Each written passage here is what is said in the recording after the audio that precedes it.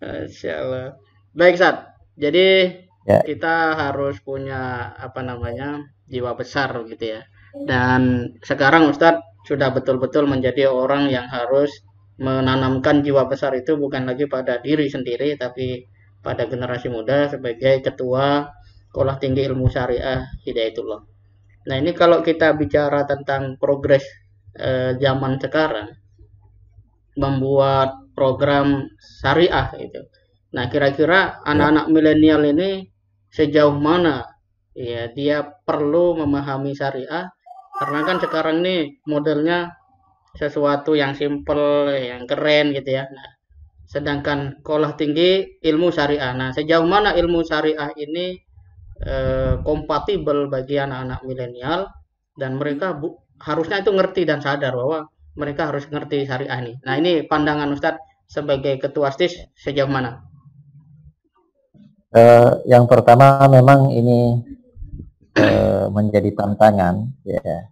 Kita selalu sebut atau memakai istilah tantangan untuk membangkitkan gairah dan semangat itu, bahwa ini memang satu tantangan berkaitan dengan cara pandang eh, sebagian orang atau ya generasi milenial hari ini tentang syariah itu, ya.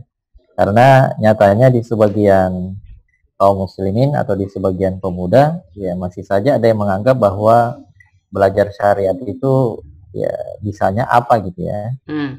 Saya kalau kuliah di kuliah agama nanti jadi apa ya. Padahal ya bisa dibilang justru dengan modal syariat dia bisa jadi apa saja gitu. Jadi apa saja malah. Wah ini menarik ini, anti mainstream berarti. Bagaimana Ya, itu maksudnya Ustadz? jadi orang yang belajar syariat dia justru mendapatkan satu fondasi yang sangat kuat sehingga ke depan dia belajar apapun itu pasti yang dia dapatkan manfaat. Hmm. Dia belajar apapun itu pasti menjadi sesuatu yang menghasilkan karya.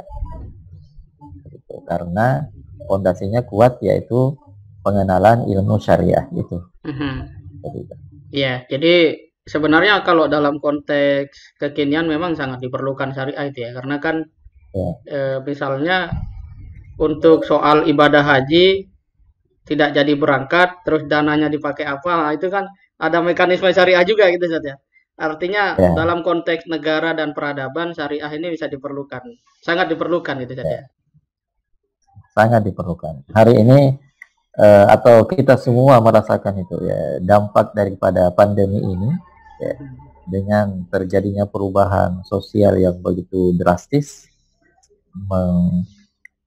menyentuh kepada semua aspek ya ujung-ujungnya syariah yang menjadi solusi. Oh ternyata ketika ya mereka tidak ke masjid solusinya seperti ini, Hmm, yaitu membuktikan bahwa orang yang paham syariat akan menjadi orang yang sangat survive dalam kehidupannya. Dia akan hmm, selalu menjadi orang yang bisa menawarkan solusi hmm, kepada masyarakat.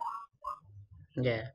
Nah ini kan sebagian anak muda kan kalau lihat kuliah itu selesai kerja jadi apa kan begitu masalahnya Ustaz. Nah dengan syariah ini kira-kira bidang apa yang secara langsung teman-teman bisa berprofesi atau kalau dalam konteks STIS ya, karena STIS ini kan bukan sekedar lembaga atau sekolah tinggi yang seperti umumnya, ada juga di sana nanti dididik untuk menjadi seorang dai yang saya dengar juga juga apa istilahnya diberikan pengalaman mengelola ketahanan pangan nah gitu. Nah ini mungkin juga Ya, bisa disebutkan ini Ustaz. Artinya kalau sekolah di STIS itu dia nanti secara profesi begini terus keuntungan lainnya dia bisa begitu. Intinya dia akan menjadi pribadi yang sangat bermanfaat. Silakan Ustaz. ya jadi eh, alhamdulillah ya ini menjadi kesyukuran kita karena apa yang kita sampaikan ini memang sudah terbukti di masyarakat ya, bahwa semua lulusan alumni-alumni daripada STIS ini itu kemudian kita sebar sebagai orang-orang yang ya, berada di tengah masyarakat secara langsung. Artinya bukan lagi sebagai satu wacana, sebagai satu diskursus saja, seperti apa itu orang yang punya basic syariah, tapi kita sudah memberi bukti bahwa ratusan alumni nyatanya memang sudah berkiprah semuanya, ya, tanpa ada satupun yang tertinggal seperti itu.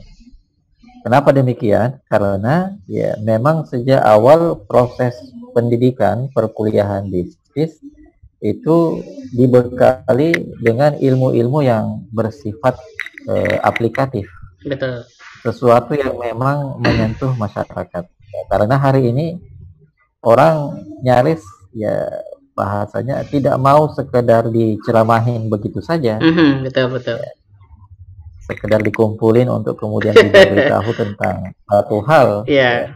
Tapi kemudian mereka butuh bukti, butuh keteladanan, dan itu semua kita bekali dengan hal-hal yang bersifat aplikatif di lapangan.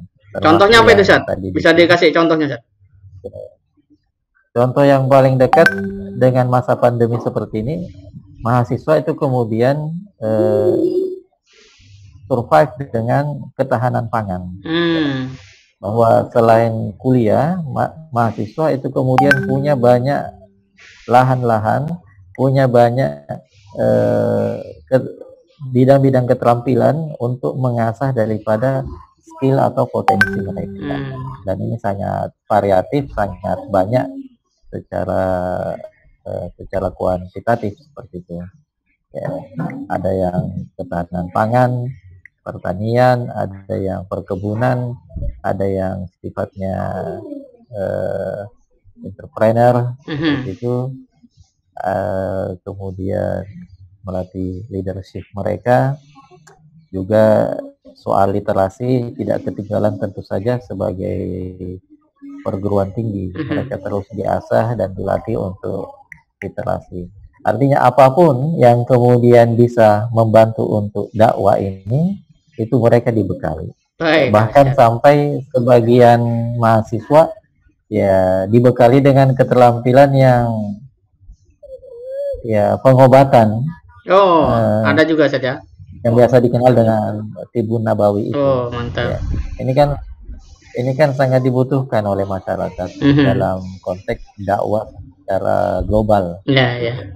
Jadi kalau masuk setis itu aman lah, insya Allah. Dunia wal akhirah gitu saja.